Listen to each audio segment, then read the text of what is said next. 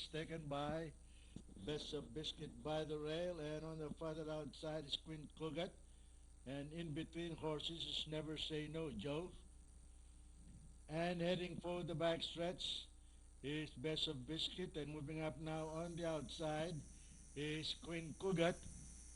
Into the backstretch is now Queen Cugat in the lead, followed by Best of Biscuit in second, Never Say No Joe on the outside, and Hoy Makati Count Medicis.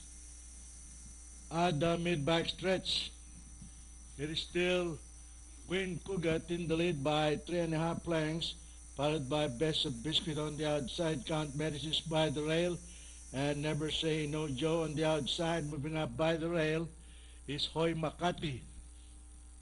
And at the fat turn, it is still Queen Cugat, and moving up now on the outside is Best of Biscuit, and Never Say No Joe on the outside is Best of Biscuit in the lead, followed by Never Say No Joe, and moving up by the count, Medicis, and moving up on the further outside is Hoy Makati.